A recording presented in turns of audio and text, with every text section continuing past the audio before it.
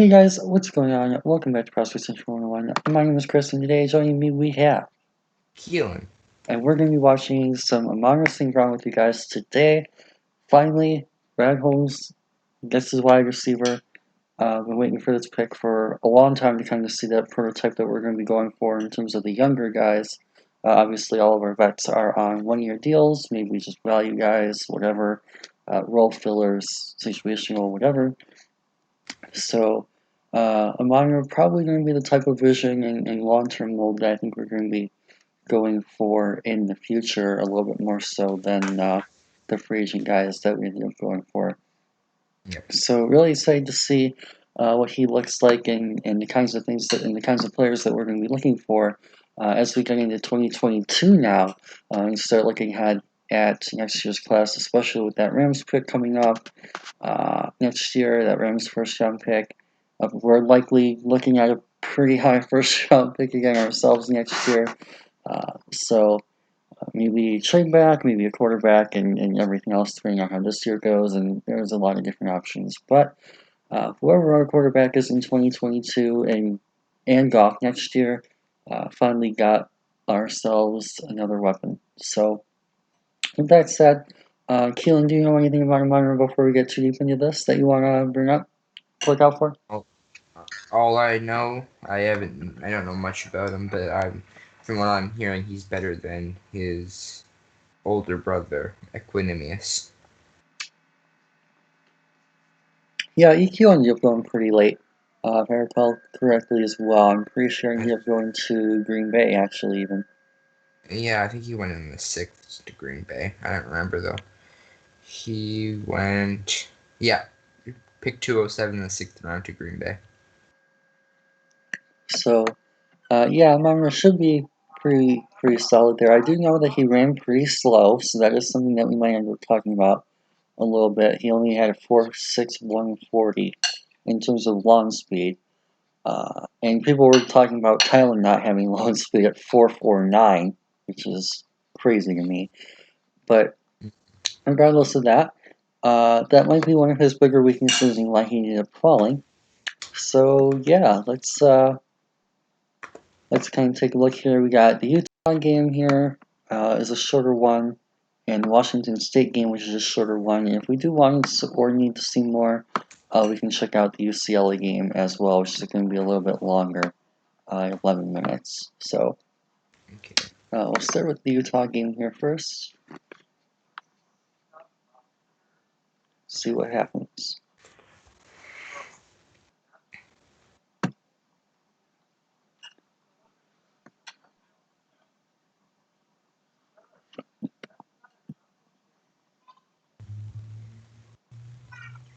Oh, okay. That's a tough start. So I believe, yeah, he's number 8. Yep. So, yeah, pretty tough start to this.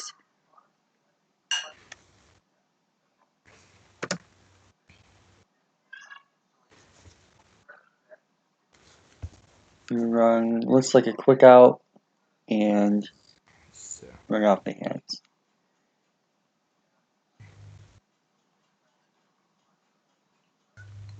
Okay. shout out to my dude Keaton Slovis though. Just I saw him mocked to us number 2 by, I want to say, Trevor Sycamore yeah. in his initial mock draft, so that'll be interesting. I'm probably going to end up, in all honesty, starting with the quarterbacks first this year. Yeah, Um, me too. so, Sam Howell's probably going to be one of our first picks. King Slovis is probably going to be one of our first picks. Um, the Liberty quarterback dude who is basically Jesus at this point is also going to be one of our earlier vids.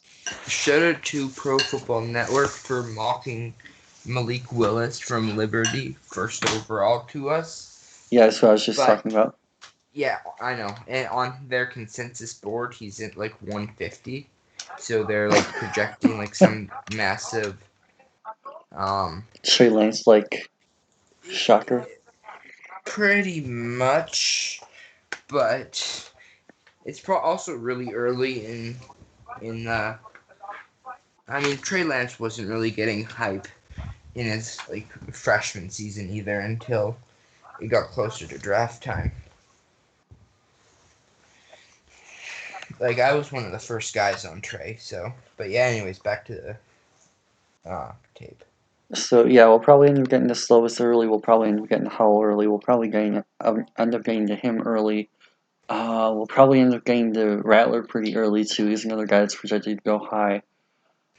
Yep, JT Daniels from Georgia. Um, I'm Jaden Daniels. so those that's like second tier. I'm probably gonna end up waiting a little bit on to Okay. kind of see what they do a little bit more so in 2021. Because like those are the types of guys like you start getting into the Danielses, you start getting into the Bo Nix, you start getting into like those guys. Those are the guys who I think have a little bit more room to grow into the upside of um, their stock. Yeah.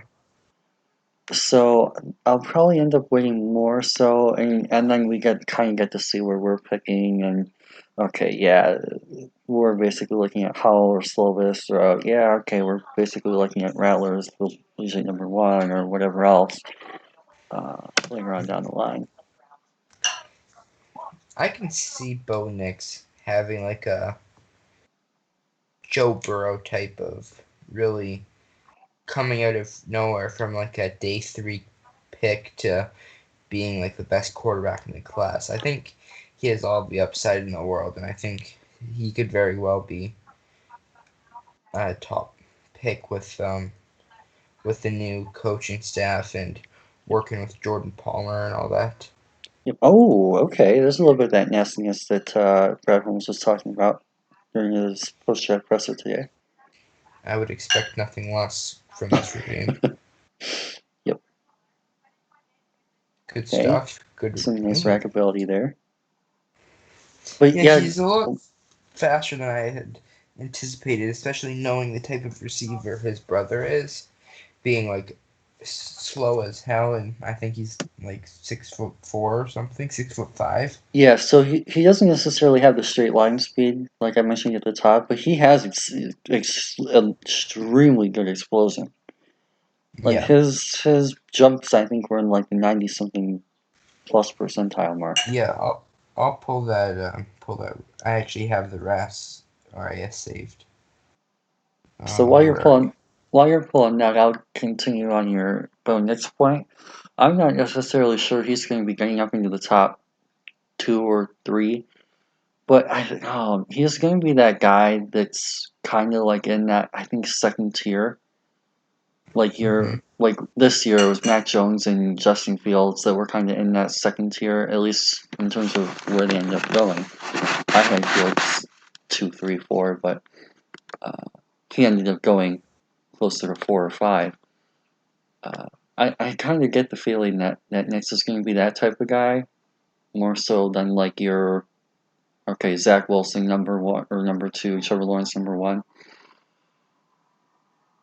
At least from what I've seen so far, I'm kind of leaning at this point towards your 1, 2, 3 being Howell, Slovis, and Rattler. Yeah, that's probably what it's going to be, unless something dramatic happens. But we also like going back to what I said or compared when I compared Knicks to Burrow. We kind of thought that it was gonna be Herbert 2 at 1-2, and then Burrow came out of nowhere. So obviously you can't really expect something like that to happen every other year. But if anyone's gonna do it, I really think Bo Nix has the potential to come onto the scene flaming hot and compete to be the best quarterback in the draft. Yep. So I did pull up the RAS, and he ran a 4.6140, Yep. which obviously, like you said, he's not going to run well. His 10-yard split was poor. His Yep. 20-yard split was pretty average. His shuttle was average. His three cone was average. His he came in at 5'11", 200. But he had an elite bench where he put up 20 reps. But his explosion was elite with 38.5 vertical and I don't know how to read the broad at 1007. I assume that's 10 feet 7 inches. yeah. Do you But have the yeah, 38 percentiles on those? On the jumps? it's 9.04 Okay, so 90.4%. and then 90.7 for the broad. Yep, so I was about right, 90th percentile. Yeah, and roughly 71 percentile in terms of total RAS for him, which was extremely carried by the bench and the explosion. Okay, definitely got some rack to him. Nothing crazy so far, but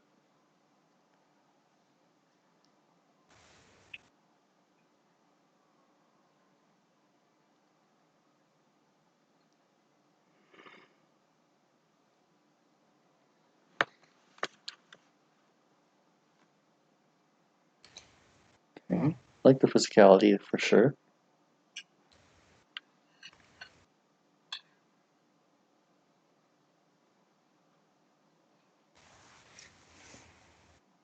Oh, that's the second drop he's had. Rip. Okay, so definitely want to see more hands in the second game. I think they just showed targets in that. Yeah. Mm. Not too much of the. Not too much films up. Well, I guess it's a decent amount, but not too much high quality stuff as you get into some of the later picks. Which is fine. I mean, we didn't even get to see. I don't. You had to leave from Iffy, right? Was that Braden that had to leave? Braden left. Okay. Yeah. So Yeah, we weren't able to find any from Iffy yesterday.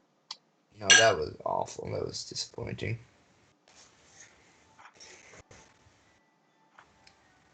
Okay, decent slant. Nothing too And crazy, but good point by Kent brought up that although he got clocked in at a 4.61, he plays a pretty fast. Well, yeah, he plays a bit faster than his actual, like his timed run. yeah. So what was interesting is I actually asked him on Twitter. A lot of the media had him clocked at 4.51. Interesting. And he was like, okay, so there was a little bit of a disparity there because the official time that was sent in was a 4.61. Interesting. So basically, all the reports and scouting info and stuff like that has him as a 4.5 player, but the Yeah. official number that USC submitted has him at 4.6. So I Huh. wouldn't be surprised if the official time was wrong. I don't know how if that's ever happened or if that's even possible. Uh, but it would make sense that he plays more like a 4-5 guy.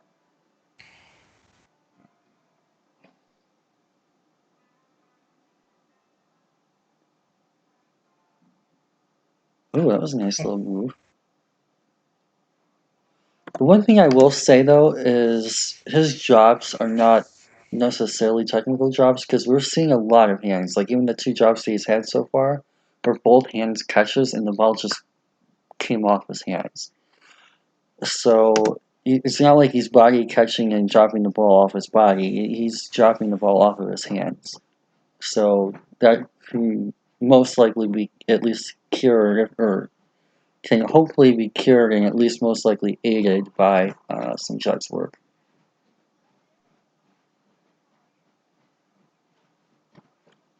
Pretty correctable stuff there.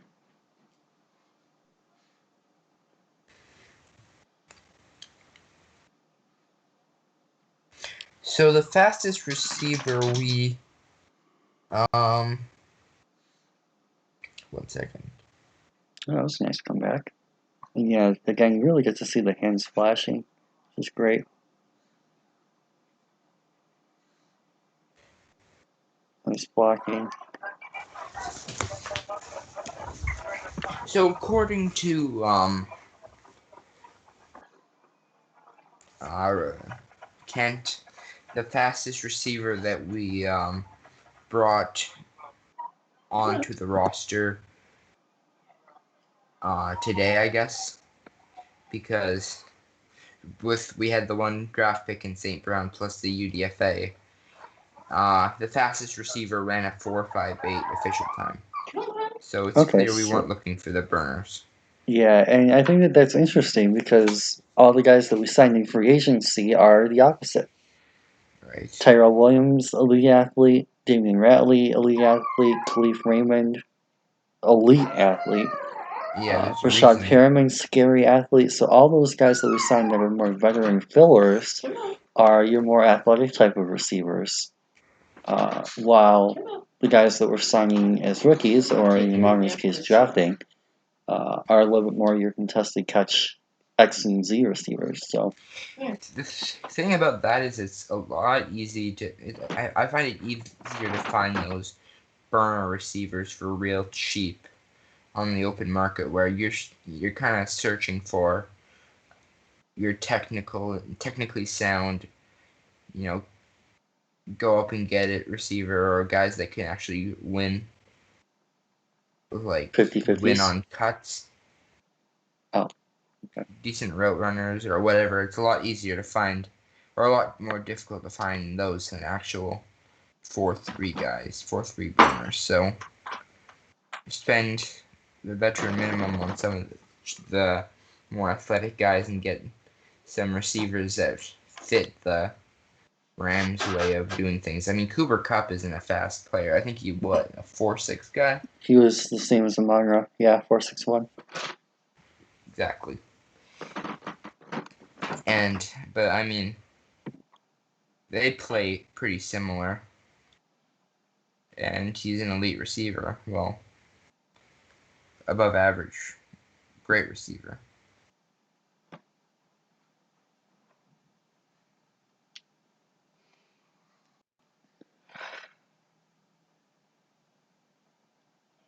So yeah, we've got one more here against rival UCLA. It was 4-0 at the time, so competing for potential ranking there. Also, apologies if you guys can hear my grandma in the background.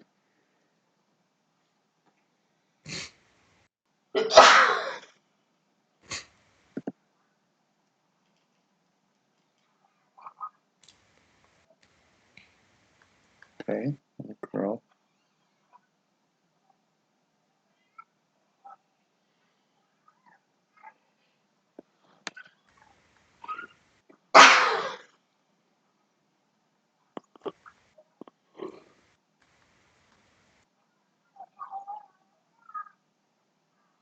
Okay, interesting call. So they're on that left hash, and they still decide to run a round out with, or actually that wasn't a round out, that was a quick out with them. Uh, nice body control, good catch.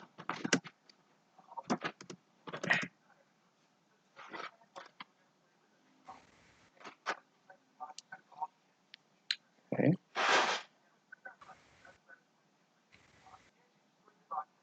yep. Nice willing blocking. Love to see that.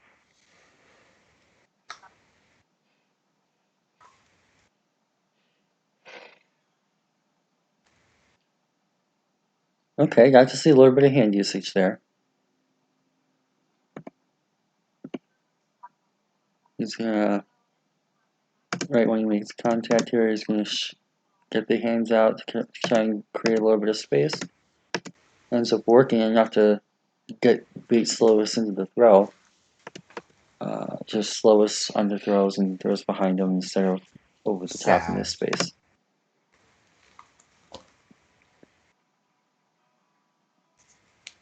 Or whoever 9 is, I'm just assuming that that's Slovis at this point, because It is. not Yeah, he was, necessarily. I believe, the only quarterback that played this season, unless he got hurt, but I don't think he did. I haven't followed any injuries this year for the most part. Yeah, that Yeah, was nice. injury or COVID or whatever. It's just so hard to keep up right now. So this seems to be one of their preferred routes with him is the out. That one was a deeper out route than some of the other ones that we've seen. But they're playing in very soft zones or very off man. And he's able to attack the ball with his hands, which is nice. You get to see him do that pretty consistently.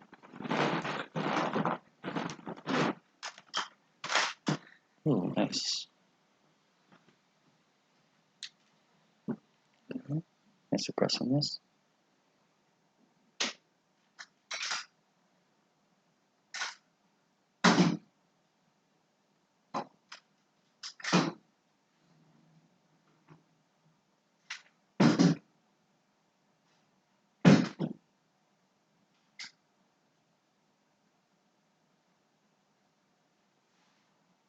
Yeah, there's another one. Yeah, it seems to be their preferred go-to combination for him. That, and we've also seen a few screens to get him the ball in space. So I wonder how he projects inside to the slot, because I saw that that's where at least a few people are projecting him to end up as best at, is in that slot role. Yeah, he can be a pretty good big slot. I mean, he's got the technical ability. I think he's been a pretty good route runner from what we've seen on tape. Probably needs to learn. That was a little interesting. Probably needs to learn a little bit more of the actual route tree. Yeah. Well, I'm not going to pretend that what's his face, Clay Helton or whatever, is the sharpest tool in the shed. So Oh, that was a nice effort. That was. Oh my. Okay, yeah, we're gonna have a lot to talk about when we get to Keaton film, I guess.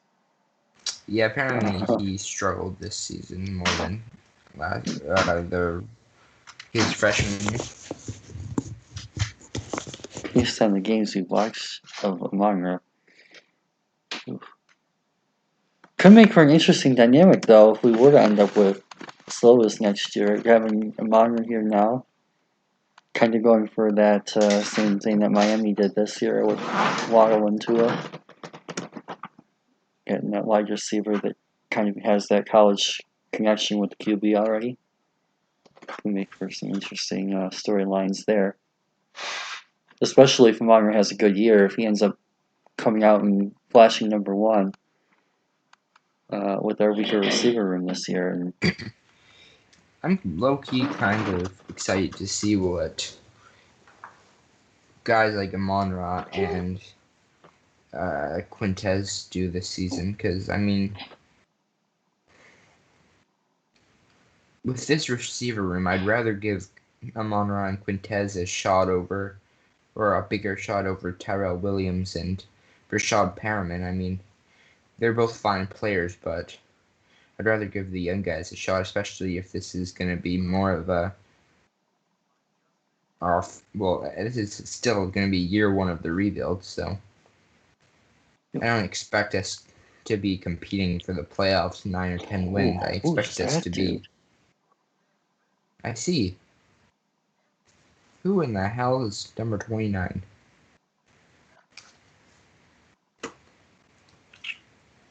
Was that a 29 or a 26? I thought that was 29.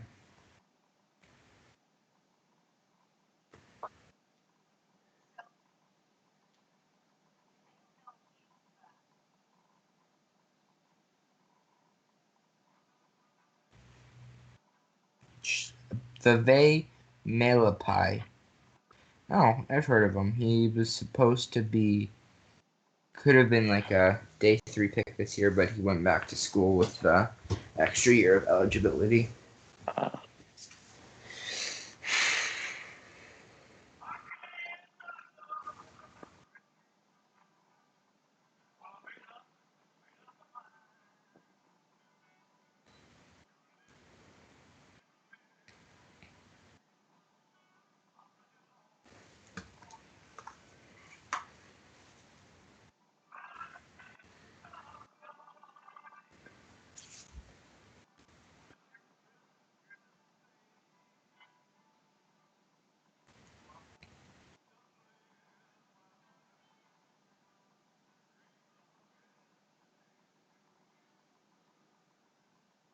Nice.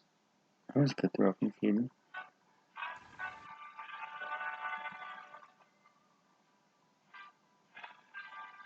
Nice touch on that, too.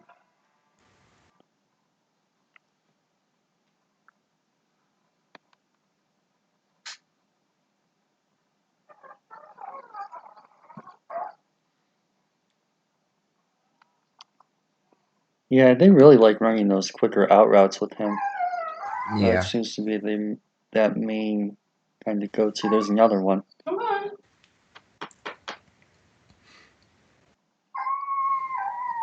And I think at that point he just needs to work on the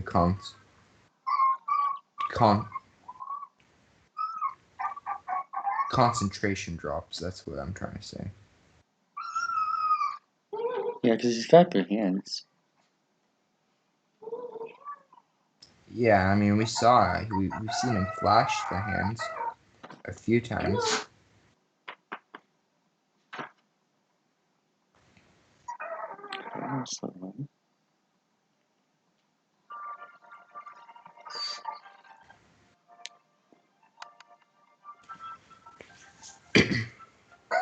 Okay, low right hands.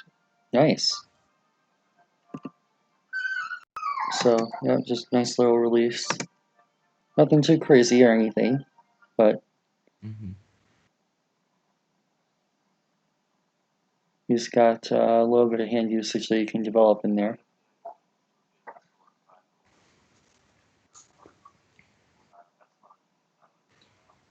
I like his release moves. Yeah, he's definitely got a little bit of a baseline to work with. It's not anything like I'm not saying he's. Oh my gosh. Sad. Yeah, no, he should have had that. That was very catchable.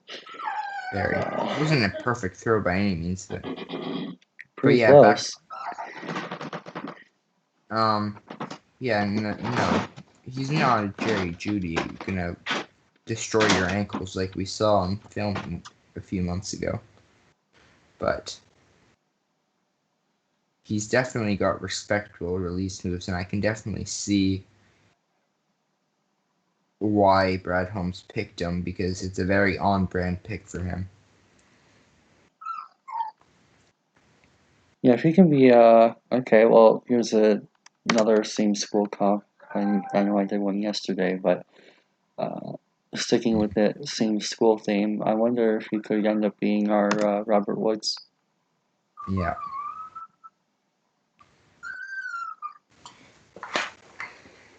There's another out route. Yeah, they put him in the slot on occasion. Here's another one. They generally run him on ings and slants when he's in the slot, and and meshes. There's another one. Yeah. And they generally run him on outs or streaks or fades when he's at the X or Z. Yeah, it's unfortunately extremely predictable, but I know.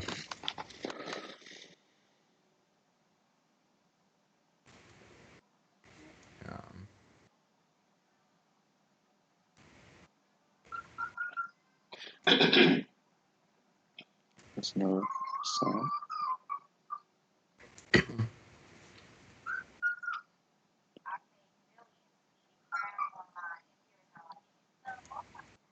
Ooh, Chester. Oh. They're giving you space. Run a hitch or a curl or something.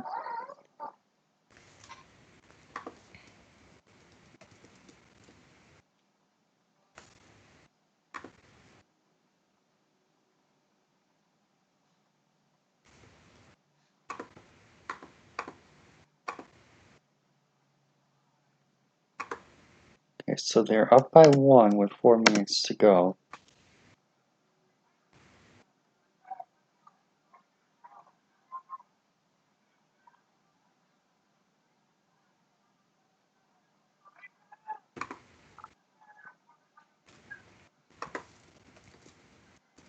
Oh, okay, that was a nice little change of speeds here. You're going to see a little bit of hesitation move, and then he's also going to change a little bit of speeds when he gets out of the cut. So that was pretty nice. That was a little bit more advanced than some of the stuff we've seen earlier in the session here. Right there, it takes some time. I'm actually going to have to slow this down a little bit too, especially since this is the only time we're done at this one.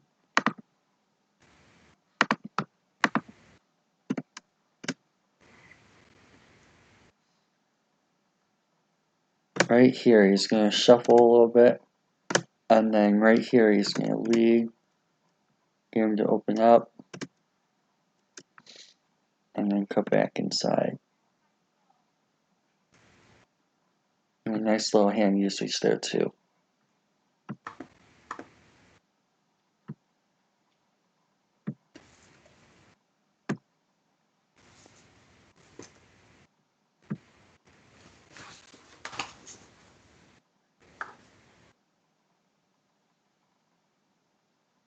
That was pretty bold, but you're on then.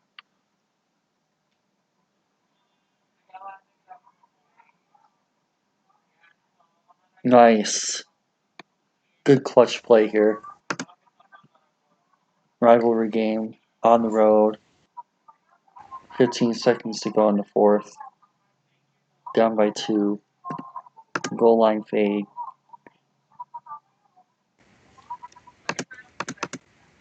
Perfectly timed. Right on the hands.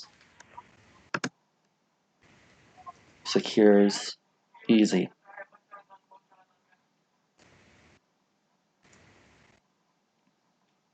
Ice and veins. Yeah, that's a pretty good throw from Slovis too. But yeah, it was nice to see. So yeah, probably not like it's going to be the greatest pick from this class, I don't think. I still give that to Levi after what we saw from him yesterday. That was some freaky tape. I still haven't watched him. Oh man, that's he I'll is probably so much fun. I'll watch him when you put the video up. Yep, yeah. So we had some issues yesterday. Well, I had some issues yesterday with my screen, so I wasn't able to put up any of the videos that I recorded yesterday. But oh well. So I will go to my grade sheet here for one of the last times of the year, possibly the last time if this is the last guy that we have without highlights. And I'll add Amon Ra.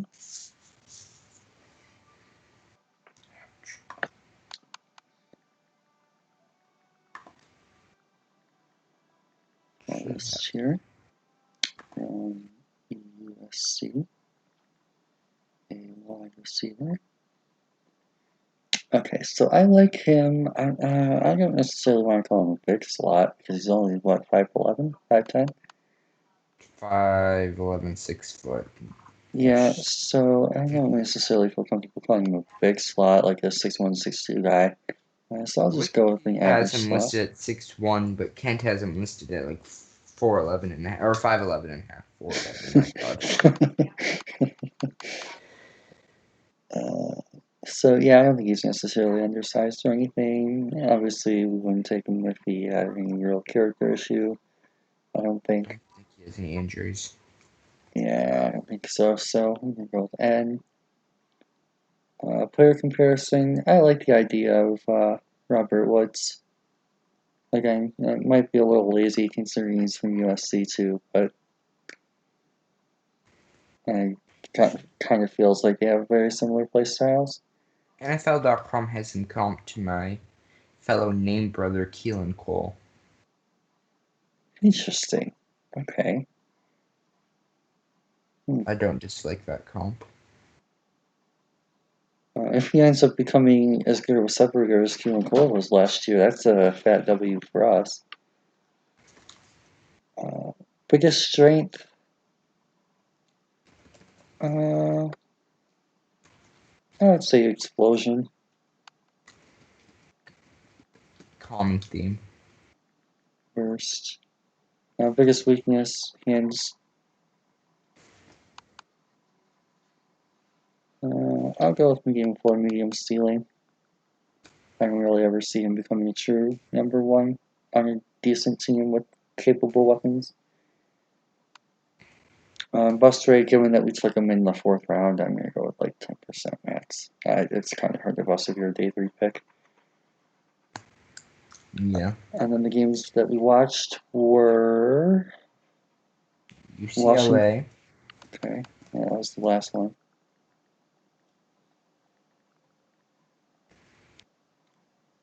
I can't remember what the other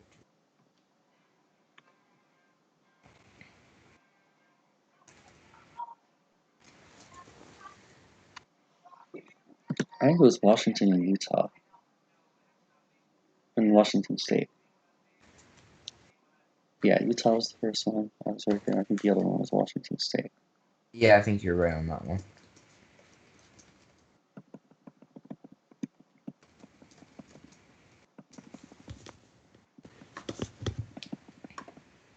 Yep.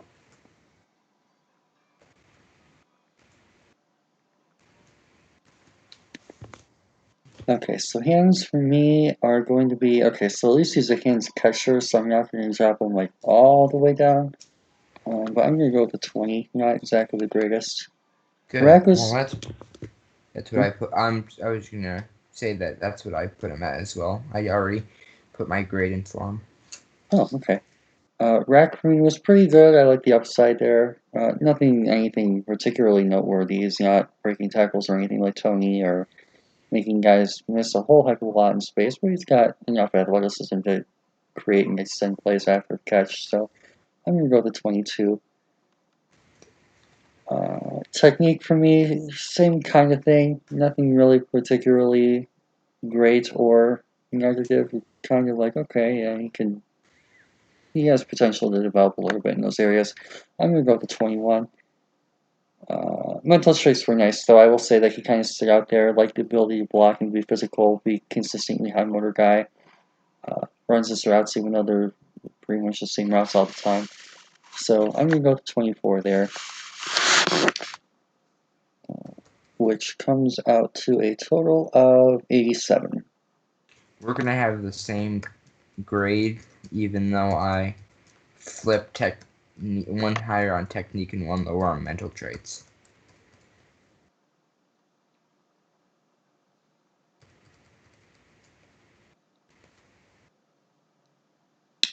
One sentence summary for me is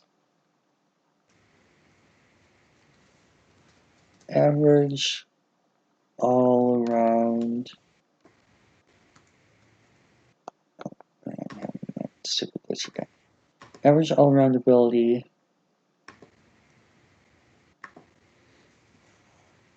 with upside to develop into full-time slot starter.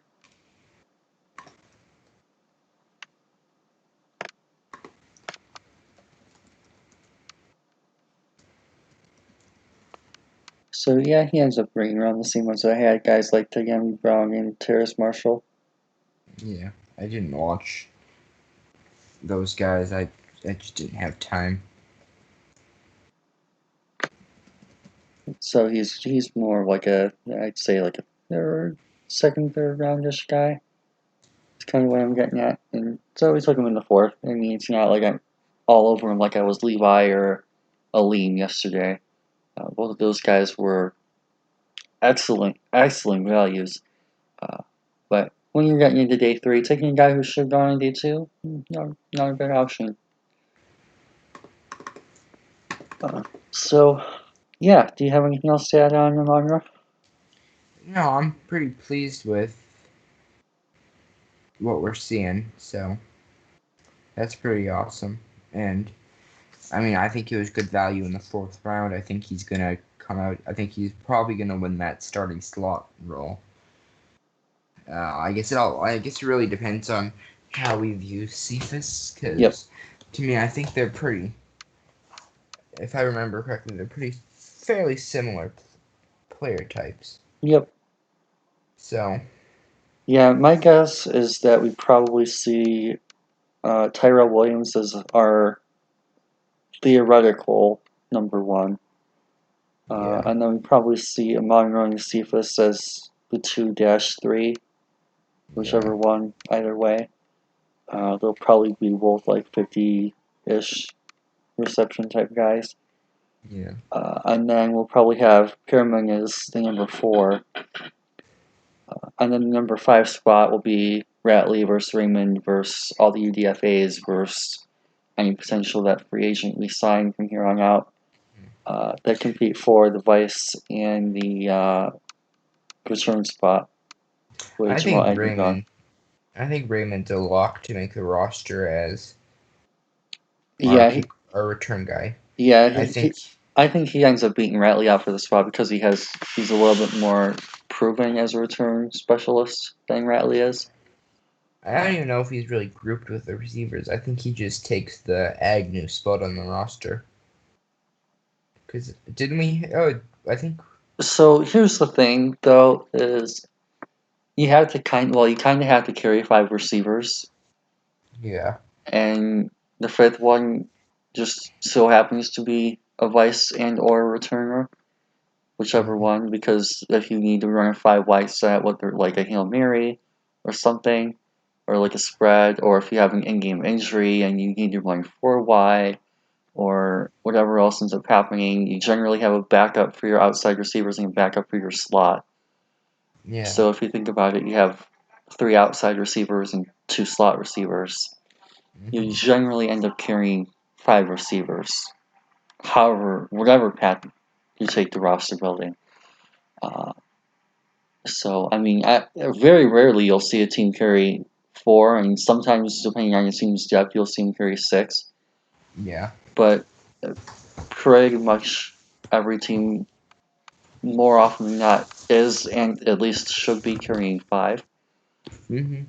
And I don't see why that would change with us unless we just hate our receiver room and are like, well, but with Raymond being a receiver, I may as well carry 5. The thing with that though is, I feel like we could very well carry 6 because I know we have our top 4 pretty set with Williams, Perriman, and Cephas and St. Brown, and Yep, then we have our our last receiver gonna be Raymond because he's gonna be key special teamer. But I do think I would like to keep a spot open for a guy like what's his face, the guy that we picked up as a UDFA, Surratt or something like that, because I think those he's like a I don't know, I'd like to see him make the roster, but he's not going to make it over the the top 4 in the returner. exactly. Yeah. We do have a practice squad as an option, Yeah, but something to keep in mind. he'll probably be waived, and then I don't know, If we maybe. think he's going to get claimed, then maybe we can work around that and move up and down at a later time. Uh, but at this point, I would say that your UDFAs are, until they prove otherwise, more likely than not going to be practice squad or borderline special teamers. Yeah, I think all of So our he'd have to prove himself as a vice or something along those lines to really make a roster spot.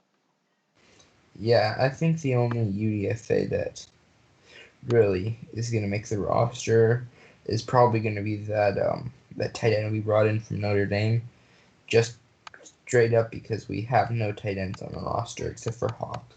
and Josh Hill. Oh, we brought Josh Allen. That's right. I forgot. We cut James and uh, the guy from Hunter Bryant, yeah, Washington. That's it. he's on the NRI or whatever it is, Uh-huh. NIR or NFI, something like that. Yeah, non-football injury. yeah. But yeah, so he's not going to be back. So I could see him making the roster as a third tight end if we don't bring someone in. Yep. But I don't know what happened to Isaac Nada. Uh, Do we just straight up cut him or not bring him back or whatever? I think that when Quinn and Patricia were here, either them or the interims had Yeah. him up and down on the practice squad, Oh, so he expired, I see. or he Okay. signed a futures deal. It's possible he signed a futures deal. Upon looking at it very powerfully, he signed with the Packers on a Okay. futures deal. Yeah. After he So was, you we go. waived him in December.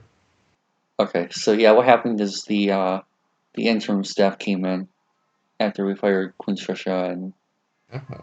waived him. Yeah, it would have been so.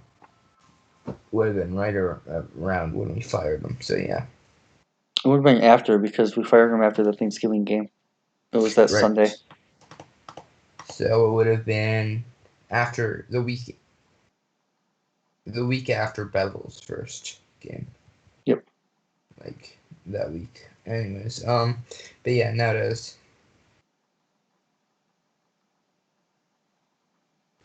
not there anymore. So yeah, Cool.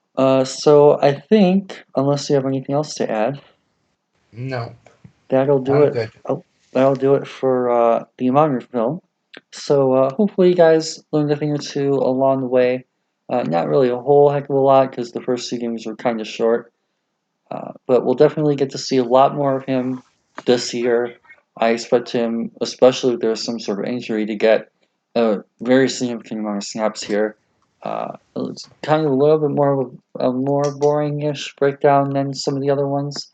Not really a whole heck of a lot that he was able to kind of flash in terms of like, oh my gosh, that was a huge play, blah blah blah. But we'll definitely get to see a significant sample size from him over the course of preseason, I'm sure, and definitely into the regular season as he continues to progress. So definitely someone to watch and look out for this year.